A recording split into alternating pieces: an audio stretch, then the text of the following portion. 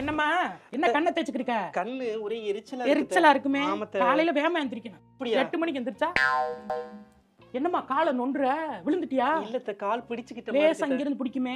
எந்திரிக்கல. காலையில வெள்ளன எந்திரிக்கணும். அதெல்லாம் உனக்கு அது எங்க தெரிய போகுது? உனக்கு அறிவும் இல்ல. காலையில 10 மணிக்கு தானே எந்திரி பண்ணி போகுது. நான் சீரியஸா சொல்லிக்கிட்டு சிரிச்சிட்டு போறா. அத்த, என்ன முடியெல்லாம் ஒரே கொட்டுது, என்னன்னே தெரியல. முடியெல்லாம் கொட்டுதா? அவ்வளவு கொட்டுது. அப்படிலாம் கொட்டக்கூடாதுமா. வீடான வீட்டுல அப்படி முடி கொட்டலாமா?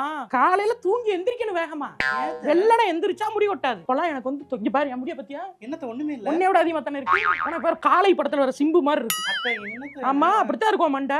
எனக்குலாம் இப்படி எடுத்து விட்டேன்னு வச்சுக்க, கார்த்தியா சீக்கா விளம்பரம் மாதிரி கிளுகிளுன்னு தெரிஞ்சேன். நாங்கெல்லாம் எங்க மாமியாருக்கு முன்னாடி எந்திரிச்சு சமைச்சு எல்லா வேலையும் பார்த்தது அந்த பலன் இந்த குடும்பம் இன்னைக்கு நல்லா பெருசா இருக்கு. நீ ஏமாந்துட்ட. நீ சீக்கிரமா எந்திரிச்சு எல்லா வேலையும் இழுத்து போட்டு செஞ்சு நீ ஏமாந்துட்டு இப்பயும் போட்டுட்டு எந்திரிக்கல வந்துக்கலாம்னு பேசினா என்ன பண்றது? டைமை பத்தி நீ பேசிட்டே இருக்க, எந்திரிக்கிறத பத்தி நீ பாத்துக்க. இங்க பாரு, கால் பண்ணா பாரு. எதுக்குங்க கால் பண்றா? எல்லாம் அதான். அதுக்கு உனக்கு வந்து சாவி குடுக்குறா.